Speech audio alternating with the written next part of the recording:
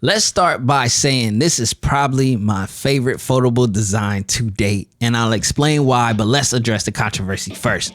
So hypothetically speaking, if every quote-unquote shortcoming with the Pixel Fold were corrected, it would easily be the best fold, right?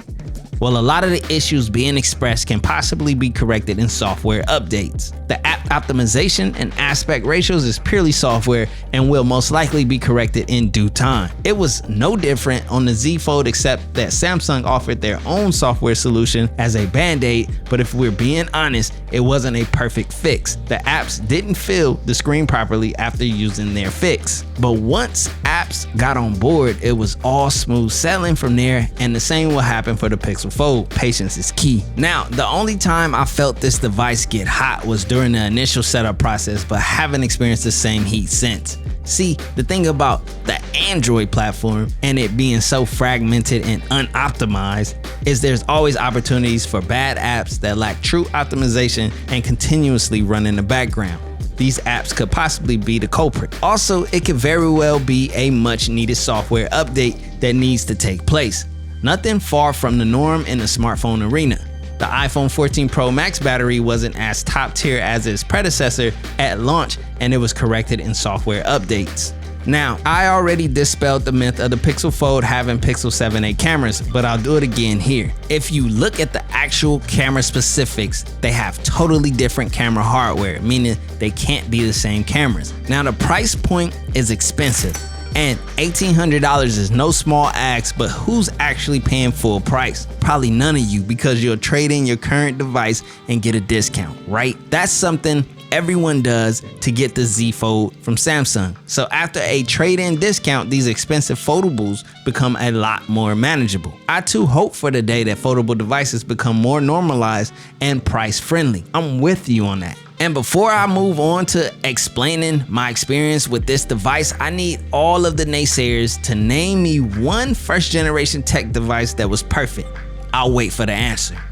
And some people will say that when Apple does it, it'll be done right, but we'll have to see it to believe it. So what makes the Pixel Fold a favorable fold to use? It's the design. The form factor chosen by Google is my preferred form factor over the Z Fold's design choice. And yes, it comes back to that front display everyone loves. And the fact that everyone loves the front display says it all. Now, some might argue that you don't buy a foldable for the front display, as the larger display is the draw. But let's be real, for most usual smartphone tasks, the front display is what you'll use.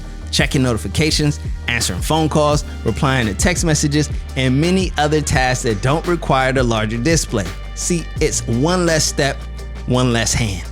Convenience is important, and the reason you have a front display is for convenience. The build quality on this phone is also nice, and it's not just the aesthetics. I accidentally dropped this fold onto a glass scale and it did not break, to my surprise. Usually glass on glass is never a good outcome, but thankfully my Pixel Fold survived that fiasco. Finally, Google has listened to our cries about the glossy back pixels and have given us the much current frosted backing along with the other nice build components. I like the way this phone feels in the hand and the way it functions as well due to the design, easy to hold and use, and that's what matters. Now, as a Z Fold 3 and Z Fold 4 owner, I know what a developed foldable experience can be, so when we discuss software, I have multiple perspectives. We already discussed the app optimization, but I'm also a primary iPhone user, and my favorite Android software experience is the pure Android experience, or better known as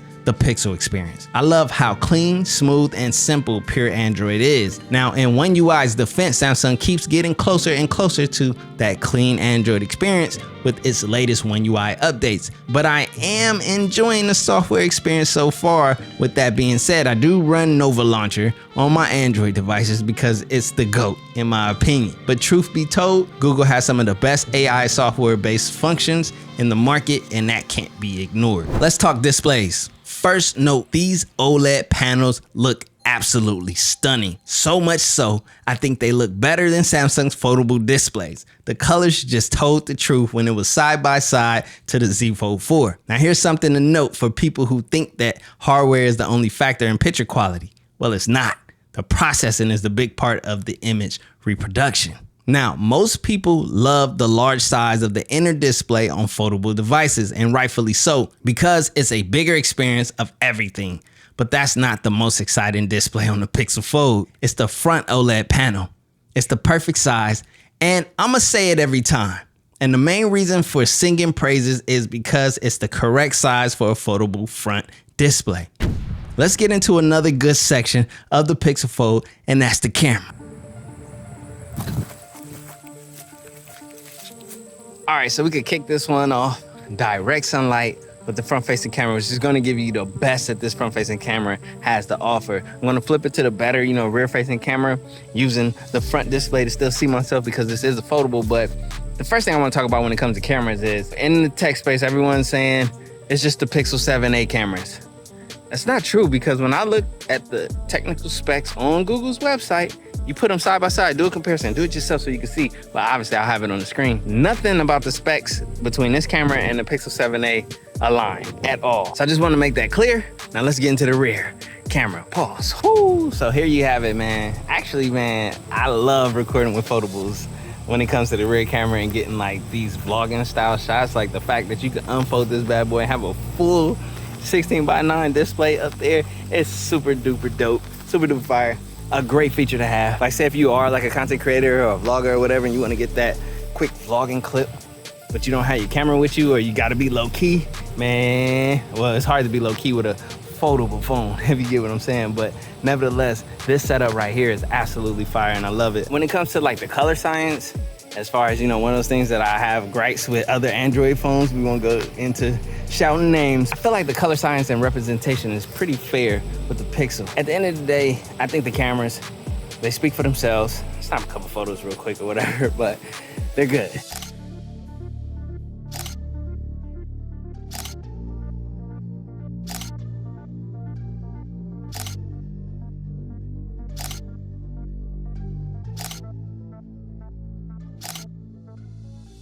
About to upload this video and go viral.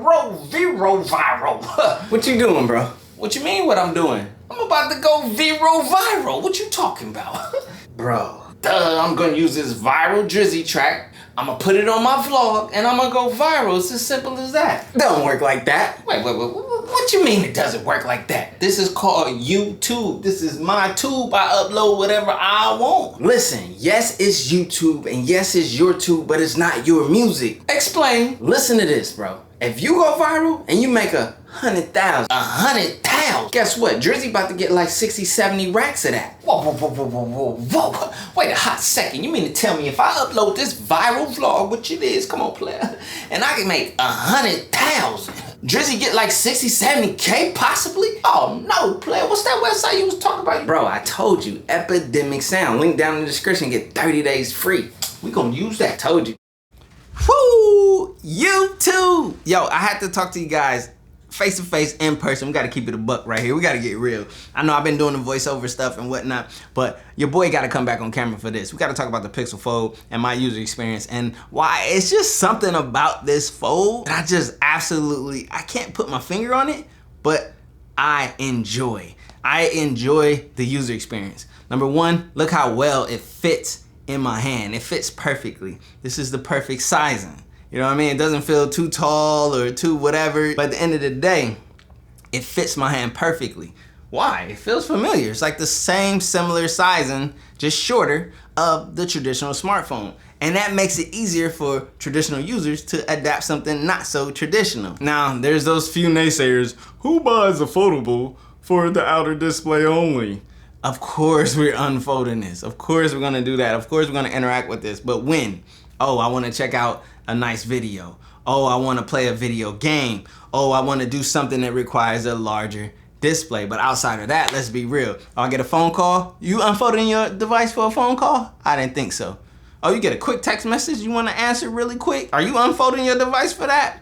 Probably not. Oh, I just wanna check my notifications. Oh, I'm doing this every time I'm looking at notifications. If you are, you capping, you flexing out here. So at the end of the day, having a fully functional front display, it's like the sweet spot.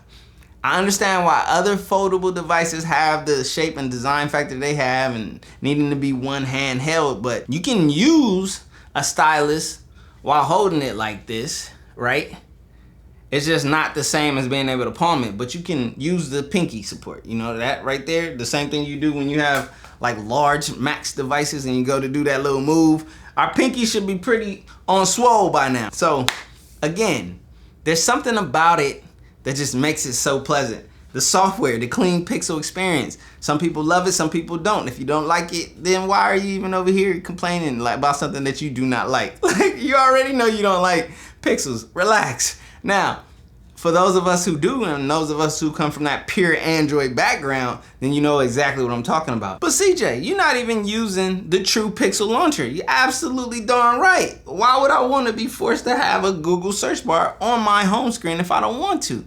I'm all about design and aesthetic. As you can see, mine has a certain aesthetic. I'm using Nova Launcher. Nova Launcher is goated, and they've been doing it for a long time, but they give you that nice, clean Pixel-esque experience without all of the clutter of a forced Google search bar. I'm not a fan of that. So I removed that and I add some icon sauce. If you guys want to know about this, I'll link you to one of my older videos where I already showed you guys how to do this. Maybe I need to do an updated one. Comment down below if you think so.